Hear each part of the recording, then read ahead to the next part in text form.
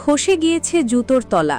ছেঁড়া সেই জুতো পরেই দেশের এক মাথা থেকে ও মাথা চষে বেড়াচ্ছেন তারেক রহমান। দীর্ঘ ১৭ বছর পর গত ২৫শে ডিসেম্বর তিনি দেশের মাটিতে পা রাখেন। সেই থেকে আজকের দিন পর্যন্ত বেশিরভাগ সময় তাকে দেখা গেছে একটি মাত্র জুতোতেই। সম্প্রতি ক্যামেরার লেন্সে ধরা পড়েছে জুতোর তলাটির নিচের অংশ প্রায় খসে গিয়েছে, যেন দীর্ঘ পথ চলার ক্লান্তি আর সংগ্রামের চিহ্ন বহন করছে সেটি।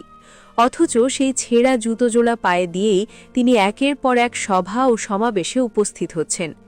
সাধারণত দেশের শীর্ষস্থানীয় কোনো নেতার পোশাকে এমন ত্রুটি কল্পনাই করা যায় না, কিন্তু তারেক রহমানের এই দৃশ্যটি যেন সকল প্রথা ভেঙে দিয়েছে। সামাজিক যোগাযোগ মাধ্যমে মুহূর্তের মধ্যেই ভাইরাল হয়ে যায় এই ভিডিওটি। নেটিজেনরা অবাক বিস্ময়ে লক্ষ্য করেছেন, বিলাসবহুল জীবনের সুযোগ থাকা সত্ত্বেও তিনি বেছে নিয়েছেন সাধারণের জীবন।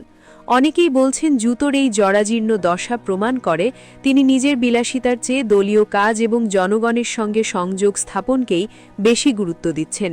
দেশে ফেরার পর থেকে অবিরাম ছুটে চলার কারণেই হয়তো তার জুতোর এই হাল, কিন্তু সেদিকে ভ্রুক্ষেপ করার সময়টুকুও যেন তার নেই। এই দৃশ্যটি দেশের মানুষকে হঠাৎ করেই ফিরিয়ে নিয়ে গেছে ৪ দশক আগের এক স্মৃতিতে। মনে করিয়ে দিয়েছে তারেক রহমানের বাবা শহীদ রাষ্ট্রপতি জিয়াউর রহমানের কথা, যিনি ছিলেন বাংলাদেশের ইতিহাসের অন্যতম সফল রাষ্ট্রনায়ক, অথচ ব্যক্তিগত জীবনে ছিলেন অবিশ্বাস্য রকমের মিতব্যয়ী। রাষ্ট্রপতি হয়েও তিনি রাষ্ট্রীয় কোষাগারের এক পয়সাও নিজের বা পরিবারের বিলাসিতার জন্য খরচ করেননি। তার প্রাণত্যাগের পর দেখা গিয়েছিল স্ত্রী ও ২ সন্তানের জন্য তিনি কোনো ব্যাংক ব্যালেন্স বা সম্পত্তি রেখে যেতে পারেননি। সদ্য ভাইরাল হওয়া তারেক রহমানের ছেঁড়া জুতোর ভিডিওর সাথে নেট দুনিয়ায় ছড়িয়ে পড়েছে জিয়া পরিবারের পুরনো একটি সাদা-কালো সাক্ষাৎকার। সেই ভিডিওতে দেখা যায় কিশোর বয়সের তারেক রহমান এবং তার ছোট ভাই আরাফাত রহমান কোকোকে। সাক্ষাৎকারে উপস্থাপক তাদেরকে জিজ্ঞেস করছেন তাদের পোশাক পরিচ্ছদ সম্পর্কে। সেখানে উঠে আসে এক অভাবনীয় তথ্য। জিয়াউর রহমান তার ব্যবহৃত পুরানো শার্ট বা প্যান্ট ফেলে দিতেন না, বরং সেগুলো দর্জির কাছে পাঠিয়ে ছোট করিয়ে সন্তানদের মাপ মতো বানিয়ে দিতেন। ভিডিওটিতে কিশোর তারেক রহমানকে বলতে শোনা যায় তার গায়ের শার্টটি একসময় তার বাবার ছিল, যেটা কেটে ছোট করে তার জন্য বানানো হয়েছে।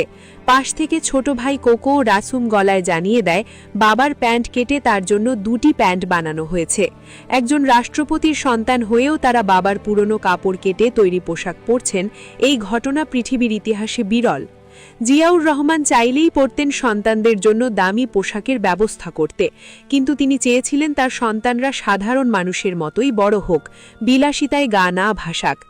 আজ দীর্ঘ ৪ দশকেরও বেশি সময় পর সেই বাবারই সন্তান তারেক রহমানের পায়ে যখন তলা খসে যাওয়া জুতো দেখা যায়, তখন সাধারণ মানুষ যেন তার মাঝে সেই পুরনো সাদাসিদে জিয়ার ছায়াই খুঁজে পায়। বাবার সেই শিক্ষার প্রতিফলনই যেন আজ ছেলের আচরণে প্রকাশ পাচ্ছে। জুতোর তলা ছিঁড়ে গেলেও তার মনোবল অটুট থাকছে। নেটিজেনদের মতে এটি একটি বার্তাটি হল চাকচিক্য নয়, কর্ম আর ত্যাগের মাধ্যমেই নেতার আসল পরিচয় ফুটে ওঠে। বাবার পুরনো শার্ট গায়ে দেওয়া সেই কিশোর তারেক রহমান আজ দেশের এক বড় রাজনৈতিক দলের কাণ্ডারি।